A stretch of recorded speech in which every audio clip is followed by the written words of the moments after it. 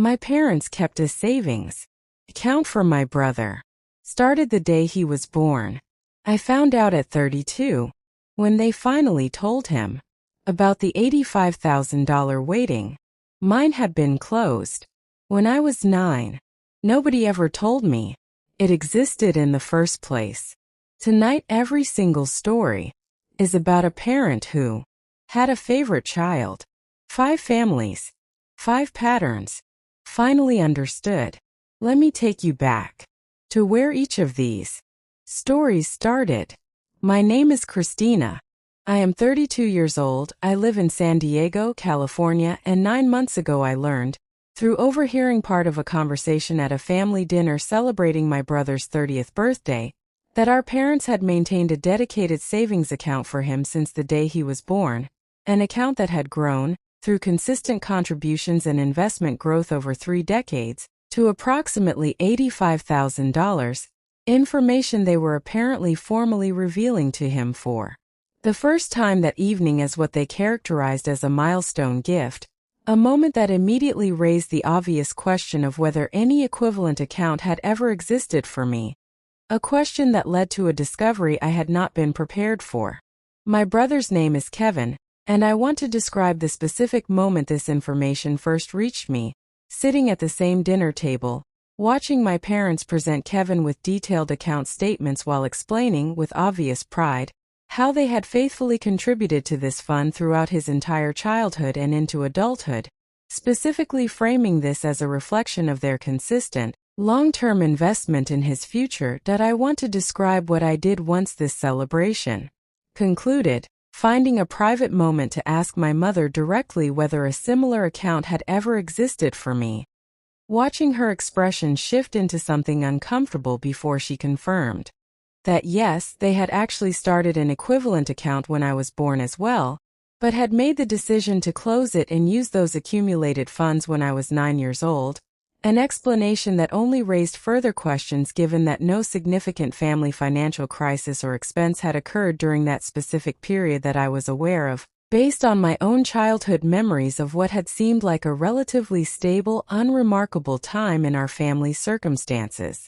I want to describe the more complete explanation I eventually extracted from my parents over several subsequent conversations, learning that they had used my account's funds, which had grown to approximately $12,000 by that point, to cover various household expenses during a period when my father had experienced temporary job instability, a decision that, while perhaps understandable given genuine financial pressure at the time, still failed to explain why they had never once informed me this account had existed at all, allowing me to grow into adulthood with absolutely no knowledge that any equivalent financial foundation had ever been established in my name, while continuing, throughout this same period and beyond, to faithfully maintain and grow Kevin's identical account without ever considering restarting or rebuilding any similar fund for me once their financial circumstances stabilized again. I want to describe why this specific detail, the complete absence of any subsequent effort to restart my own account once the initial financial crisis passed,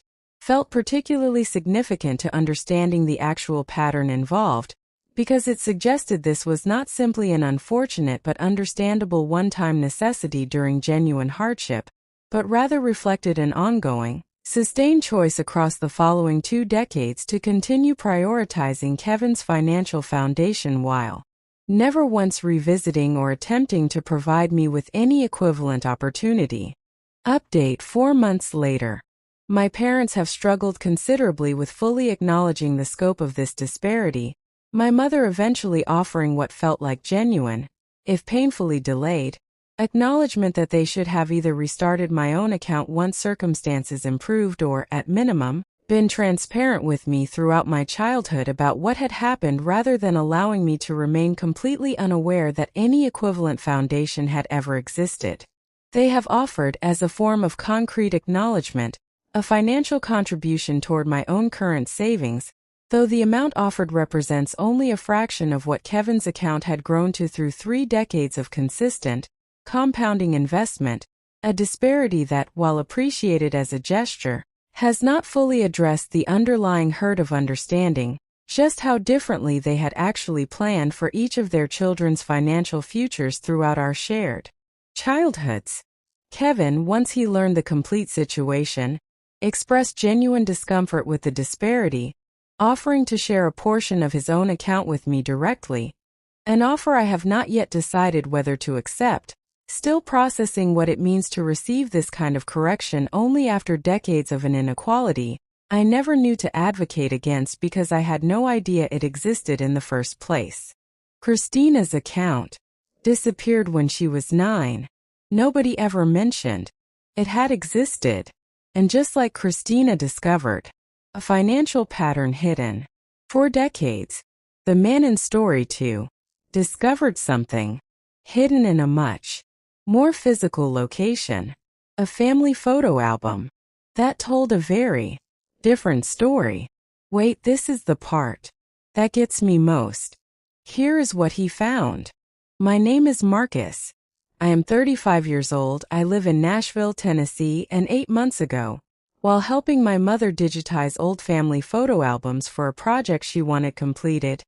I found myself actually counting the photographs as I scanned them, noticing with growing unease an increasingly obvious disparity between how many images existed documenting my sister's childhood milestones and activities compared to equivalent documentation of my own, a pattern that, once I completed the full count across all our family's albums, revealed my sister's childhood had been photographed approximately 4 times more extensively than mine throughout our entire shared upbringing. My sister's name is Elizabeth, and I want to describe the specific process of this discovery, beginning simply as a practical task of scanning old photographs for digital preservation, but evolving as I worked through album after album spanning our childhood years, into an increasingly deliberate counting exercise once I noticed how consistently Elizabeth's activities, school events, and general childhood moments appeared documented in comparison to my own equivalent experiences during the same general periods. That I want to describe what this actual count revealed once I completed it comprehensively, finding, across our combined childhood years, approximately 600 photographs of Elizabeth compared to only about 150 of myself, a 4-to-1 ratio that held remarkably consistent across multiple different album collections spanning different years, suggesting this was not simply the product of one particularly photo-heavy period, but rather reflected a sustained pattern throughout our parents' approach to documenting each of our childhoods across our entire shared upbringing. I want to describe the conversation I eventually had with my parents once I had completed this comprehensive count, presenting them with the actual numbers I had calculated, watching my mother's initial reaction move through genuine surprise at seeing this disparity quantified so specifically, followed by attempts to explain it through various individual circumstances, suggesting perhaps she had simply been the primary photographer during Elizabeth's childhood years specifically, and had grown less consistent with this habit by the time I was born, an explanation that became difficult to sustain once I pointed out that Elizabeth and I are only 2 years apart in age, meaning any general decline in photography habits over time would not adequately explain such a dramatic 4-to-1 disparity across what was, in practical terms, a very similar time frame for both of our childhoods. Update 4 months later. My parents have continued struggling to provide a fully satisfying explanation for this documented pattern, my father eventually acknowledging, with what seemed like genuine discomfort, that he simply did not have a clear memory or understanding of why this disparity existed, suggesting it may have reflected some unconscious pattern of attention and interest he had never previously examined or questioned throughout our childhoods. I have found myself, in the months since this discovery, working through what it means to have concrete, quantifiable evidence of a pattern I had always sensed on some intuitive level but never previously had the specific documentation to fully understand or address, having simply absorbed, throughout my own childhood, a general sense that Elizabeth's activities and milestones seemed to receive more consistent attention and celebration without ever fully articulating this into the kind of specific, countable disparity the photo albums ultimately revealed. Elizabeth herself, once I shared this count with her, expressed genuine discomfort with learning about this specific pattern, telling me she had never consciously noticed or considered this disparity during our actual childhood, having simply assumed, without particular examination, that our parents' general attention and documentation had been reasonably similar throughout our shared upbringing. Marcus counted 600 photographs against 150. Our third story tonight is about a discovery that required no counting at all, because the evidence was written directly into a legal document that had existed for years. This is the part that stays with me. Here is what happened. My name is Patricia. I am 44 years old. I live in Phoenix, Arizona, and 7 months ago, while helping my parents update some routine paperwork following my father's minor surgery,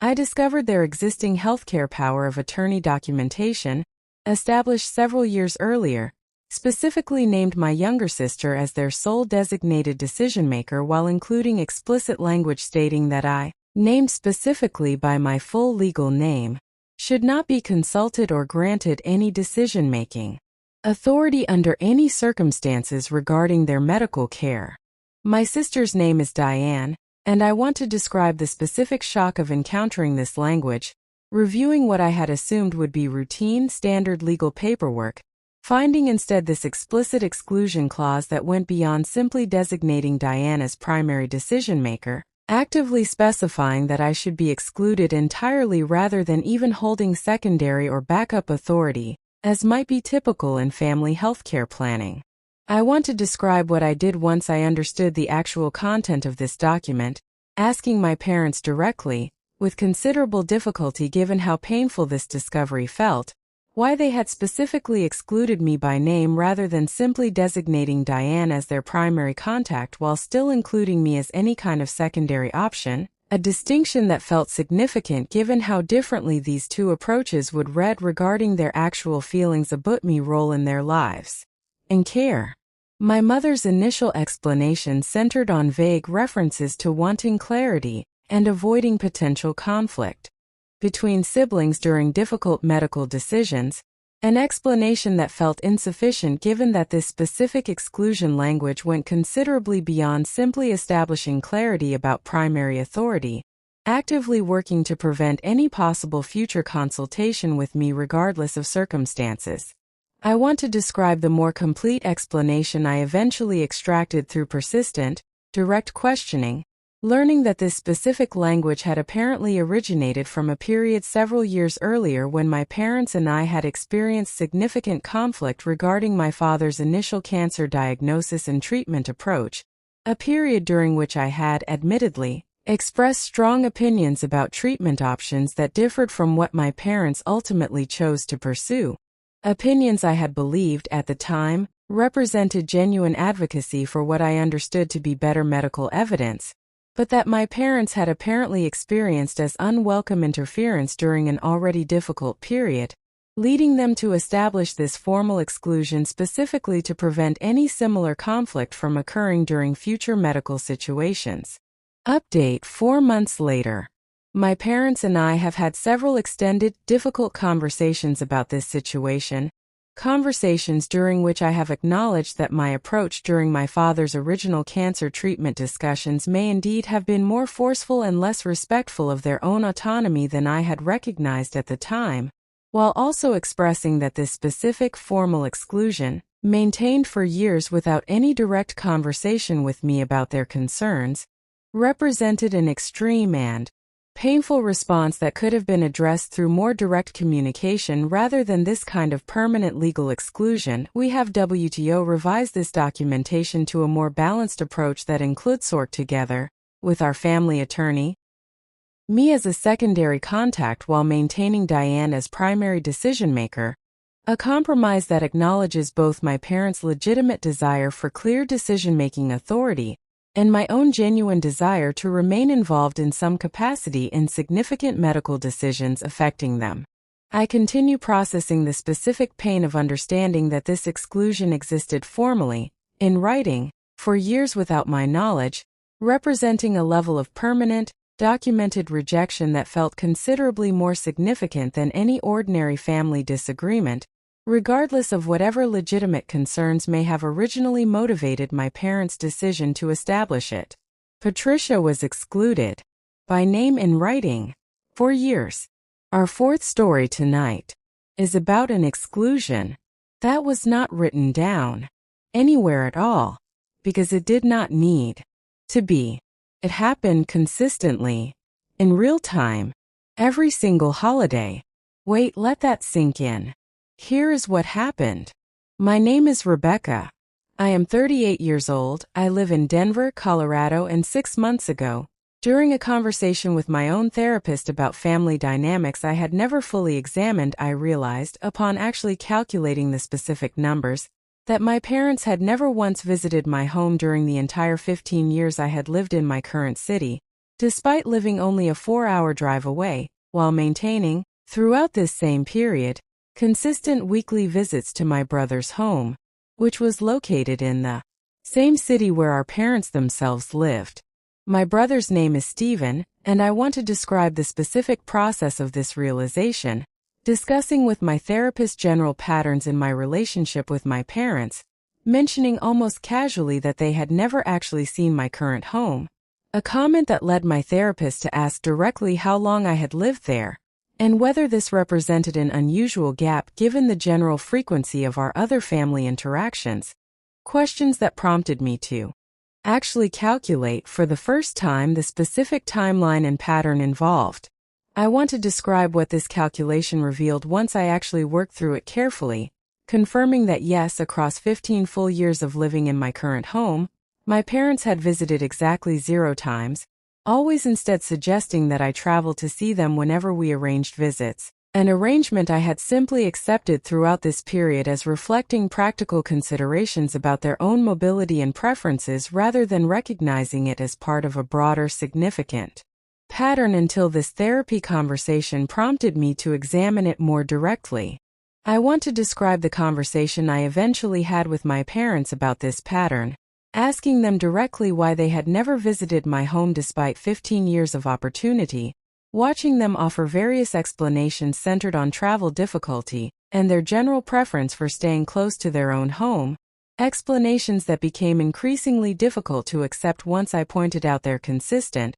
weekly pattern of visiting Stephen's home throughout this same exact period. Pattern that directly contradicted any claim that travel or mobility represented a genuine, consistent barrier to visiting family members' homes. Update. 4 months later. My parents have struggled considerably with acknowledging this specific pattern, my father eventually offering what felt like a more honest, if still painful, explanation, suggesting that my choice to move to a different city 15 years earlier had felt, to them, like a rejection of proximity to family that they had never fully processed or discussed with me directly, leading to what he characterized as an unconscious pattern of expecting me to make the effort to return rather than reciprocating with visits of their own. My parents visited my home for the first time last month, a visit that felt simultaneously meaningful and painfully overdue,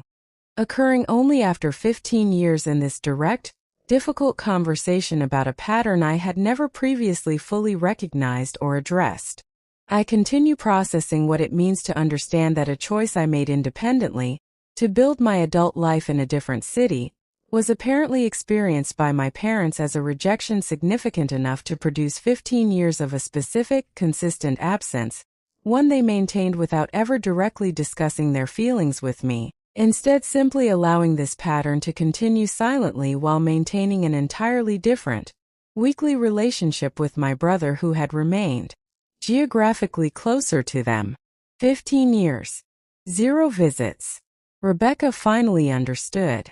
Pattern she had never consciously examined. Our final story tonight, Story 5, is about a pattern that was examined constantly by the child living inside it, who kept a private record for years without either parent ever knowing. This is the last story. Here is what happened. My name is Jennifer. I am 41 years old. I live in Boston, Massachusetts, and 5 months ago, while helping my own mother clear out her attic, I found a box containing my childhood diaries, journals I had kept from roughly ages 9 through 14 that I had genuinely forgotten existed, and upon reading through them as an adult for the first time in nearly 3 decades, discovered that my younger self had been documenting, with startling consistency and specificity, every instance of perceived favoritism toward my brother that I had noticed throughout those childhood years,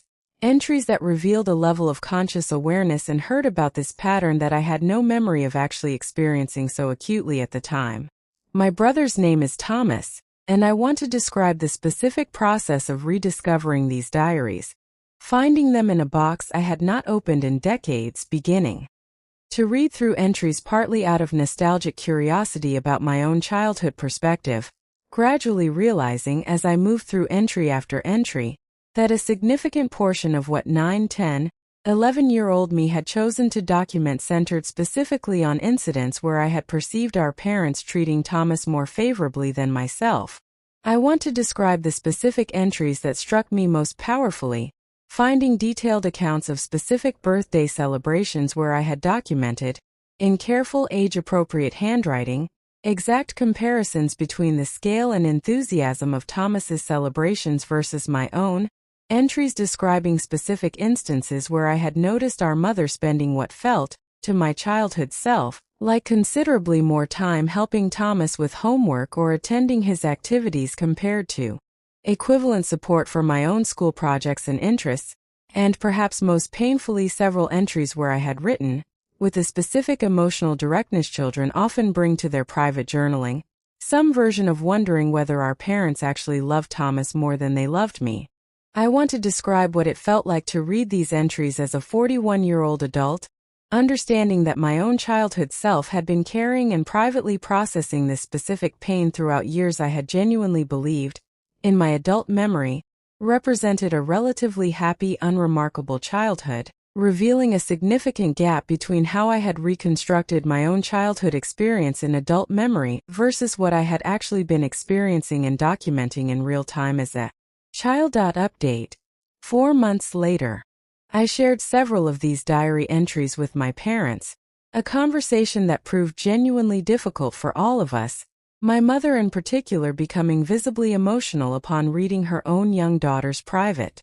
documentation of feeling less loved and valued than her brother throughout years she had believed, from her own adult perspective, represented equal treatment of both her children. My parents have acknowledged, with what feels like genuine distress at seeing this childhood documentation, that they likely did display some degree of unconscious favoritism toward Thomas during those specific years, though they struggle to fully understand or articulate why this pattern existed given their own genuine belief at the time that they were treating both their children equally. I have found myself reflecting extensively on the specific power of finding this concrete, contemporaneous documentation, understanding that my own childhood perceptions, which I might otherwise have dismissed as simply the exaggerated feelings of an overly sensitive child, actually represented genuine, consistent, carefully observed patterns that my young self had found significant enough to document repeatedly across multiple years, evidence that has validated feelings I had spent decades unconsciously minimizing in my own adult reconstruction of what I had believed was a relatively equal, happy childhood experience. That's all 5 stories tonight. If any of these hit close to home, let me know in the comments below. If you want more stories like this, every single day, hit subscribe and turn on notifications. A like helps YouTube show this to more people who might need to hear. Tonight, tomorrow's video has a story that might be the most shocking one yet, so make sure you're subscribed. Thank you for watching.